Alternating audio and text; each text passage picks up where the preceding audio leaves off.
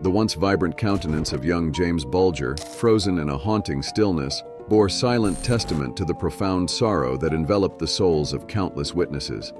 Emotions ran rampant, swirling between the frantic grip of panic and the crushing weight of despair. Yet, amidst the turmoil, a haunting question lingered like a specter in the air. Why? And who could perpetrate such unimaginable horror upon an innocent cherub like James?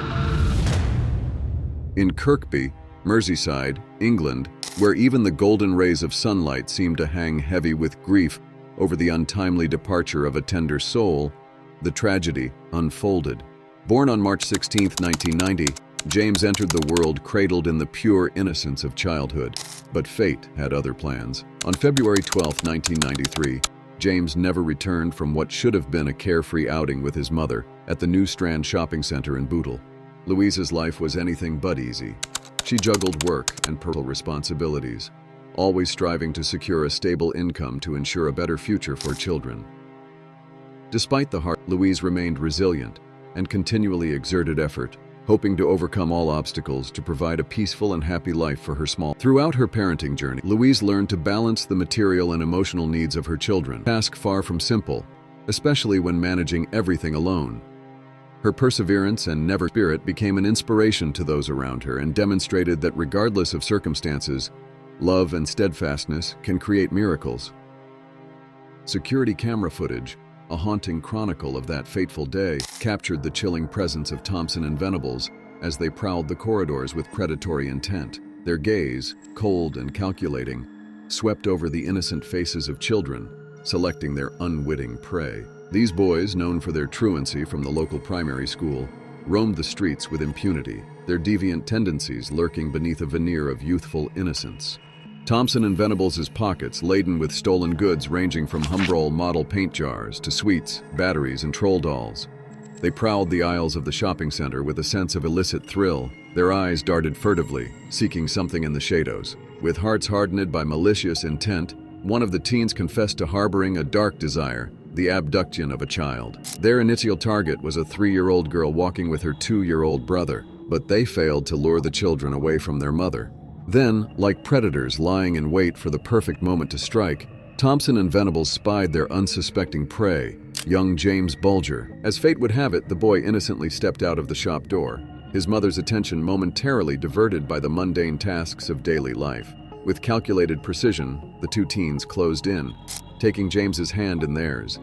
They led him away from the safety of his mom in the shopping center and into the abyss of uncertainty. Upon receiving word from Denise, the center's security team issued a search announcement over the intercom. However, by 4:15 p.m., James could still not be found, prompting them to alert the police. After leaving there, the two boys led Bulger on a 4-mile walk around Liverpool before heading to the Leeds-Liverpool Canal, where the victim was struck on the head and subjected to facial torment.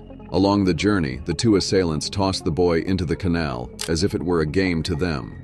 During their stroll through Liverpool, at least 38 people encountered the trio. Despite noticing Bulger's swollen head and tearful cries, passers-by dismissed them, assuming they were siblings. Two individuals even approached the two culprits, who claimed Bulger was their brother, or stated that the boy was lost, and they were helping to take him to the police station. Subsequently, they took Bulger to a pet shop, only to be chased out. They eventually arrived in Walton Village. Upon seeing the Walton area police station directly opposite, they hesitated slightly, then led Bulger up a hill on the riverside to the railway track near Walton and Anfield Pier, adjacent to Anfield Cemetery, where they commenced torturing the victim.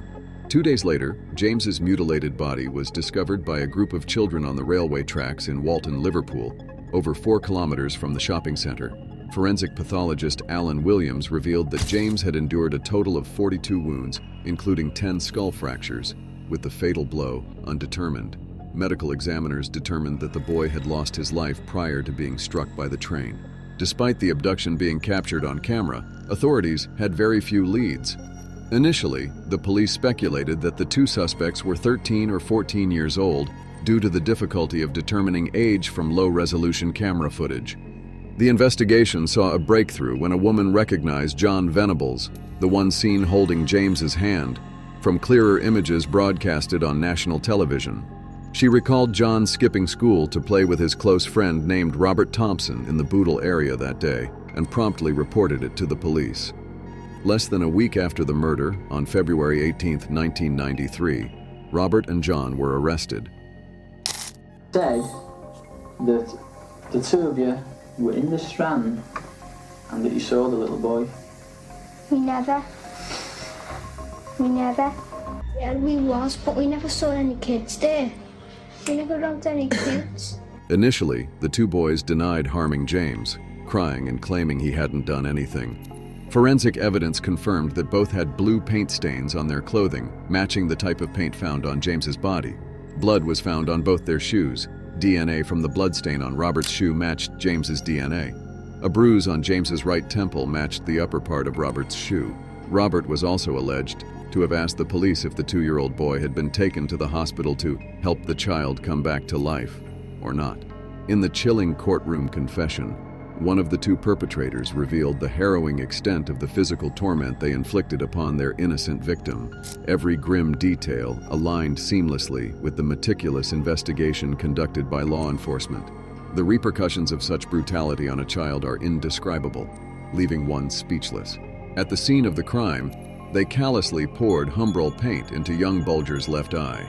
Their relentless assault knew no bounds as they viciously punched and kicked the defenseless child, hurling bricks and stones at him. Multiple batteries were cruelly discovered, lodged in Bulger's mouth, with suspicions lingering about more batteries inserted into the victim's most intimate areas, though no specific reports could confirm this horrifying detail. The authorities also were left to grapple with the sickening possibility of sexual misconduct, as Bulger's shoes, socks, coat, and undergarments were forcibly stripped away. Medical examinations confirmed the unspeakable violation of Bulger's innocence, and then came the ultimate horror. A hefty 22-pound iron bar, once a mere railway track, ruthlessly crushing the life out of the young victim, fracturing his skull upon impact. The revelation that the perpetrators were mere boys sent shockwaves through the investigators involved in the case. To think that such heinous acts could be perpetrated by individuals so young left many bewildered and horrified. Both suspects were convicted on February 20, 1993, and subsequently brought to trial at the South Sefton Youth Court on February 22. In the days leading up to their sentencing, the community grappled with the chilling reality of what had transpired. How could children, who should have been innocently playing and learning, be capable of such brutality? The notion was incomprehensible, shattering the illusion of safety and innocence in the minds of many. Losing a child is a pain that many of us can't even bear to think about, and it's heartbreaking to consider. But Louise's behavior, just one day after Lexi's death, is raising questions.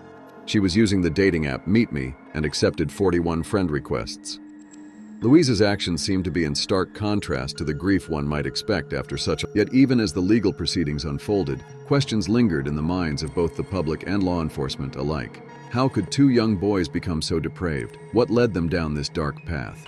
The brutality of the two 10-year-old murderers shocked the entire UK. 500 protesters gathered during their first court appearance. The defendants' parents were relocated and provided with new identities after receiving death threats. The official trial took place at Preston Crown Court on November 1, 1993. Following the standard procedures like those for adult trials, the court ruled that Thompson and Venables had committed an act of spontaneous harmful behavior, equivalent to criminal acts they could understand the seriousness of in adulthood.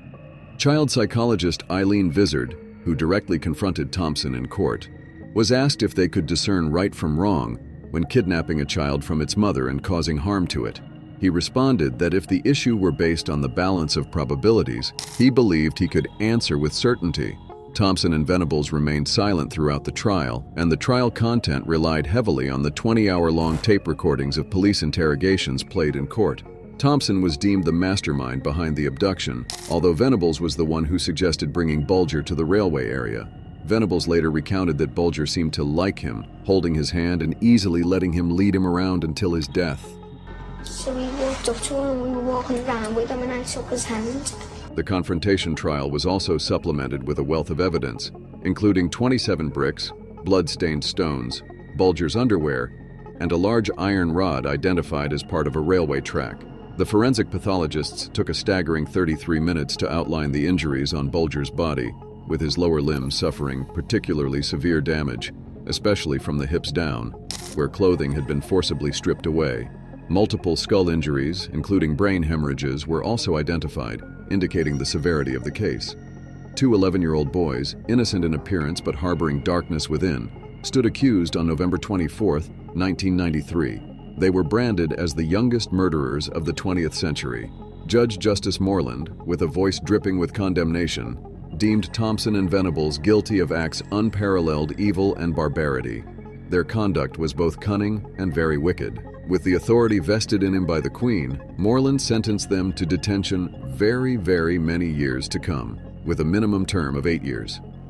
Shortly after the trial, with the judge's minimum detention order set at 8 years, Justice Secretary Peter Taylor called for an increase to a minimum of 10 years, meaning the boys could only be released in February 2003 at the age of 20. Editors at The Sun swiftly gathered 280,000 signatures petitioning Home Secretary Michael Howard to extend the boys' detention. Their campaign succeeded, and by July 1994, Howard announced that the boys would be detained for a minimum of 15 years, effectively postponing their release until February 2008, when they would be 25 years old. After the trial, Thompson was sent to the Barton Moss Rehabilitation Centre in Manchester, while Venables remained at Vardy House in Redbank, St. Helens, Merseyside, the same place where Mary Bell had been detained for the first 12 years of her sentence 25 years earlier. These locations were kept secret from the public until the day the two offenders were released. Details of the boys' daily lives were meticulously recorded twice a day by supervising staff, compiled into a logbook, and copied to offices in Whitehall. They were coached on how to conceal their true identities and crimes to avoid potential repercussions while in prison.